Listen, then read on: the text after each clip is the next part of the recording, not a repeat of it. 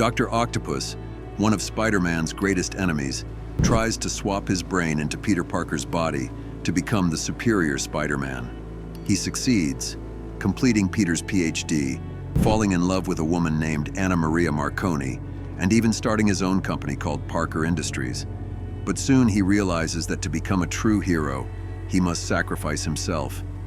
Now Peter Parker is back, alive again, but with no idea what Dr. Octopus has done to his life. Let's unfold it.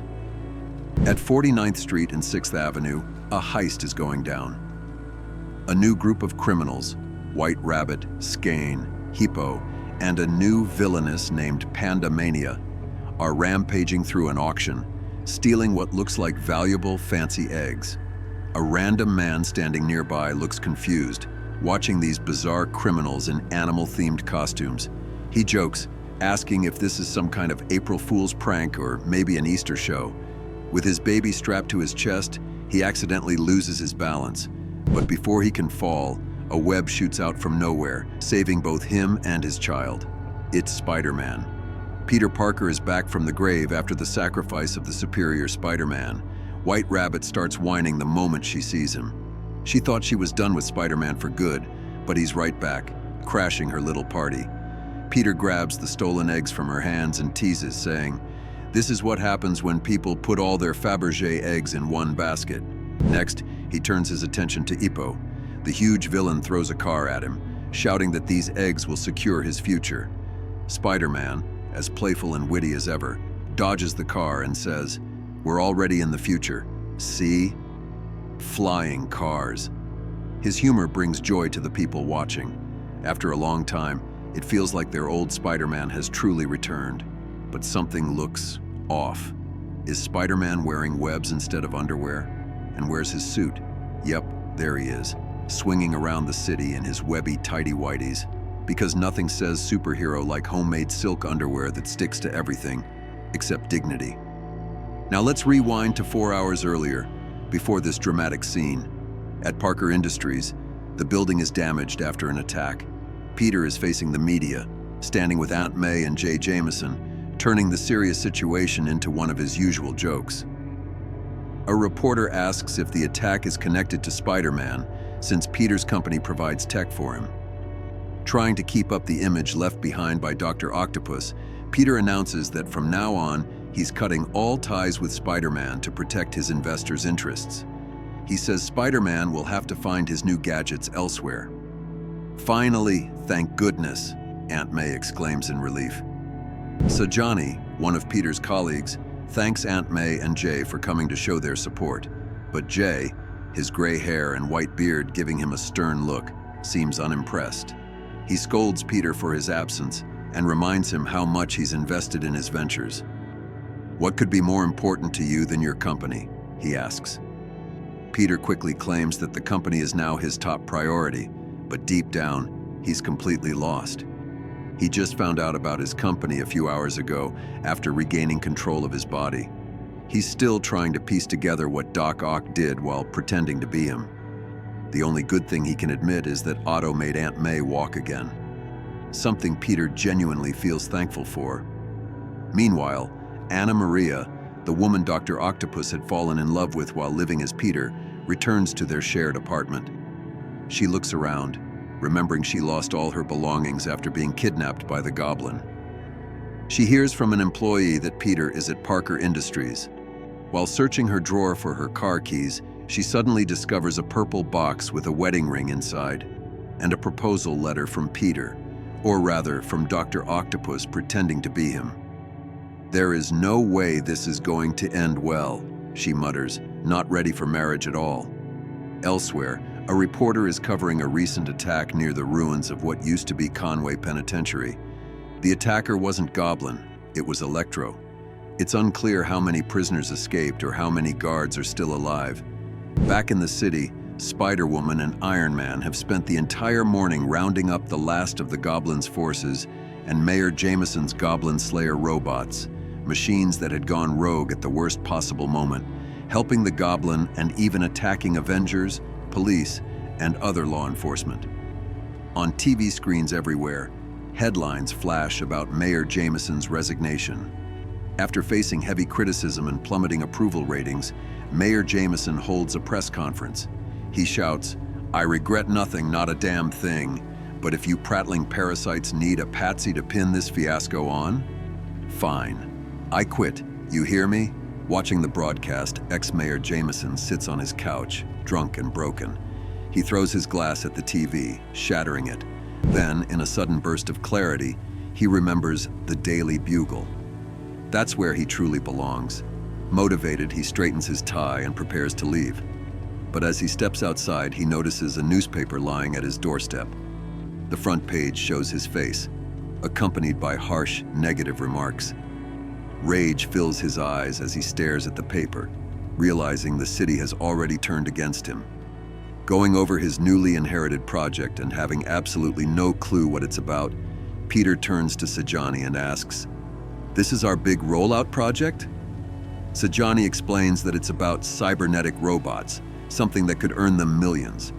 Pretending like he knows everything, Peter nods along, secretly thinking how great Dr. Otto Octavius was at this stuff, unlike him. Trying to act natural, he asks the staff to print out copies of all the project specifications. His sudden involvement terrifies the employees. Clearly, they're not used to Peter interacting with them this way. Sajani seems pleased, but for Peter, it's pure confusion. Soon he discovers that he even has his own private lab now. Peter's business partner then tells him to shut down all Spider-Man-related projects, as Parker Industries is now officially Spider-Man-free. Even one of the robots in the lab politely asks Peter if he'd like a refreshing beverage. But holding his Spider-Man suit in hand, Peter smiles and thinks he knows exactly what he needs. Swinging over the city, Peter feels excited to be back on the streets again. He waves and sends cheerful gestures to the people, but the responses are not what he expects. "Creep! Get lost, you freaking jackbooted thug!" He quickly realizes that Doctor Octopus must not have done much to keep Spider-Man's reputation clean. The citizens, the cops, even the Avengers probably still see him as a menace. But Peter doesn't let it bring him down. He decides this is a do-over, a second chance at life. The story now returns to where it began. The four villains, White Rabbit, Hippo, Pandemania, and Skane, have just stolen the fancy eggs from the auction. Together, they call themselves the Menagerie. As they escape, Rabbit orders Skane, also known as Moth, to handle Spider-Man when he interferes. Using her power to control fabric and threads, Skane tears Spider-Man's suit apart in the middle of the street. Peter quickly stops her before she rips off his mask, because that would reveal his identity to everyone. Unfortunately, people are already taking pictures of him half naked and tweeting them with hashtags like Spidey Whiteys. Meanwhile, in Avengers Tower, the team watches the news and sees Spider-Man's ridiculous scene on TV. After witnessing his childish antics, the Avengers finally believe that it must be the real Spider-Man, because only he could end up in a situation like this. Everyone laughs, but Captain America still isn't convinced. He wants proof. Even MJ, watching the broadcast, looks disappointed and embarrassed. Back on the streets, Spider-Man manages to defeat Skine, White Rabbit, and Hippo, leaving only Pandemania. He chases her down and knocks her out cold, but before he can celebrate, an old lady yells at him to put on some clothes, joking that he's not Miley Cyrus. People there, disgusted, tell him to get lost. After all this chaos, Peter finally returns home, realizing that Dr. Octopus left him with a complicated life. He's healthy, owns a company, and people now depend on him. That's a whole new kind of responsibility. As Peter changes into a t-shirt, he's startled to see Anna Maria Marconi standing in the room. "We have to talk," she says firmly. Peter instantly realizes that Anna knows his secret, that he's Spider-Man, and wonders how she found out. Trying to deny it, Peter insists that she must be mistaken, but Anna smirks and says she knows about the 3 freckles under his belly button. Peter freezes, realizing what that means. She's seen him without clothes. His face turns red as the truth sinks in. "So what have you got to say for yourself, Spidey?" Anna asks, crossing her arms. Elsewhere, Silk sits alone in a sealed room with no windows, but enough food for a year. Trying to decide what to eat, She finally settles down with her meal and plays an old tape of Spider-Man's fight with Electro. She switches off the light with a spark from her fingers and lounges on the sofa, watching the video and doing her own little commentary for fun. Back to Peter and Anna. Peter finally admits that he is Spider-Man, but tries to explain that the Spider-Man she knew wasn't really him. He tells her that his mind was swapped with that of a supervillain, Doctor Octopus, and only recently he got his body back. Anna is stunned, realizing that she was in a relationship with Doctor Octopus all along. Trying to process it, Anna does something completely unexpected. She decides to cook. Peter looks at her, confused, as she starts baking in the middle of the emotional storm. She says she thinks best when she cooks. Peter awkwardly helps her, trying to lighten the mood, saying it must be a lot to take in, finding out you dated a mad old scientist with metal arms.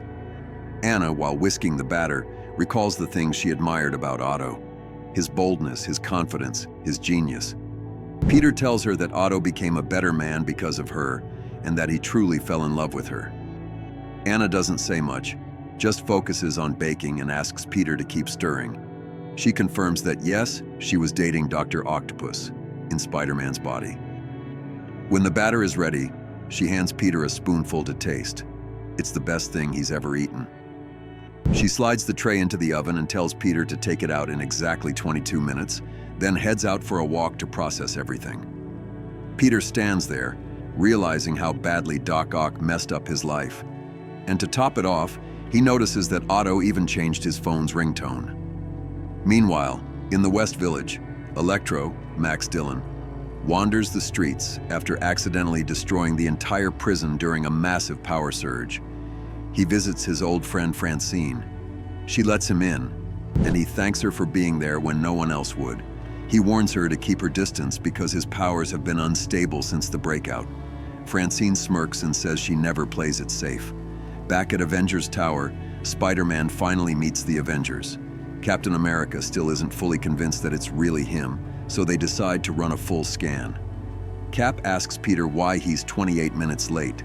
Peter replies that he had cookies in the oven. They were important, and he even brought some for everyone. Cap's second question is why Peter's wearing pants. Peter awkwardly explains the whole story, how Doc Ock swapped minds with him, how his costume was destroyed in battle, and how he webbed himself some underwear that turned out to be permanent because Otto had altered the web formula. "So now my pants are glued to my butt," he says, "and I really need to pee." Captain America, unimpressed, asks Iron Man to do a full medical scan. Peter lies on the table as Tony runs the tests. Peter, trying to lighten the mood, jokes, asking if Cap thinks he's having a boy or a girl. "Let's wait for Iron Man first," Cap replies in his usual serious tone. Tony finishes the scan and confirms that all readings, including the brain patterns, match Spider-Man's perfectly. "Told ya," says Spider-Man, but Captain America stays completely serious. He accuses Spider-Man of always blaming his bad behavior on alien possession. Peter quickly fires back, saying that it wasn't him. It was Doctor Octopus who got the symbiote on him, and he was the one who helped tear it off. Peter then pauses, remembering that moment and suddenly wondering who the symbiote bonded with afterward. "Agent Thompson," replies Captain America calmly. Peter freezes for a second before rage flashes across his face. He lunges forward and punches Captain right in the jaw. Everyone in the room is stunned, except for Captain. He saw it coming and doesn't even flinch. Peter shouts that Flash Thompson was his closest friend, and Captain knew it all along but kept it from him. Jessica and Iron Man immediately start whispering to each other, wondering if this really is Peter or if it's still Doctor Octopus inside him. But Cap raises his hand, stopping them. "Flash was a good soldier," he says. "I was proud of him. And his secret identity was his to keep, just like yours. Those are the rules. I play by the rules." Peter exhales heavily, frustrated but understanding. Cap extends his hand and says with a faint smile, "Welcome back, Spider-Man." Peter nods and helps him up. Still, the thought hits him hard. Flash is Venom now, and he's somewhere out in space with the Guardians of the Galaxy. There's nothing Peter can do about it for now. "A lot's changed since I woke up," Peter mutters. Cap nods, saying he knows the feeling. Same thing happened to him when he woke up from the ice. Cap then briefs Peter about the situation. There was a massive prison break last night, and countless inmates are on the run. The Avengers are heading out for the manhunt, and Cap asks Spider-Man to keep an eye on the city in their absence. Once the meeting ends, Peter rushes back to Parker Industries. Still desperate to get those web pants off, he heads straight for his lab, where Sajani is waiting for him with bad news. She tells him there's a major glitch spreading through their nanite delivery system, part of their big upcoming rollout. If Peter doesn't fix it soon, the entire project could collapse. But Peter, of course, has no clue how to solve it. Suddenly, Anna Maria walks in. Peter is stunned to see her there, but she explains that he gave her the job. Sajani tries to continue the discussion about the glitch, but Anna insists she needs a private word with Peter. "It's a girlfriend-boyfriend thing," she says, making the room fall awkwardly silent. Sajani sighs, gives them privacy, and leaves. Anna quickly gets down to business, revealing that she actually knows what's wrong with the nanites. She explains that her Peter, meaning Otto, had taught her all about the system, and she can help fix it by teaching this Peter how to handle it. It's what she used to do before she quit. Meanwhile, in the West Village, Electro and Francine are talking. Francine admits she was scared when she heard Electro had teamed up with Spider-Man before, but Max tells her it wasn't really Spider-Man. It was Doctor Octopus who experimented on him and messed up his powers. "Nothing works right anymore," he says bitterly. Francine gently touches his face and tells him not to worry. When she leans in to kiss him, he tries to pull back, warning her to stay away. But it's too late. The moment their lips touch, a spark bursts out. Francine is electrocuted instantly and dies right there in his arms. Electro stares in horror, his grief turning into uncontrollable rage. Back at Parker Industries, Peter and Anna continue their tense conversation. Anna explains that she quit her teaching assistant position to work at the company, even giving up her apartment to move in with him. Peter asks her to stay, work with him, and live there until she finds another place. But Anna, prepared for this, immediately says, "You'll sleep on the couch." Before Peter can respond, a bright flash lights up the sky outside. Electro has arrived. Before heading out to fight, Peter complains that he still hasn't removed his stuck web pants. Anna reminds him that Otto created a solvent to dissolve it. Using it quickly, Peter changes into his proper suit and swings off to face Electro. When Spider-Man confronts him, he tries to calm Max down before things get worse. But Electro, seeing this different attitude, is thrown off. The Spider-Man he knew was cruel, arrogant, Doctor Octopus pretending to be a hero. "You did this to me," Electro screams. "You ruined my life." He charges up with rage, lightning sparking wildly around him. Spider-Man pleads with him to stop, telling him that wasn't him, that it was someone else in his body. He even offers to help fix Electro's unstable powers, but Electro refuses to believe him.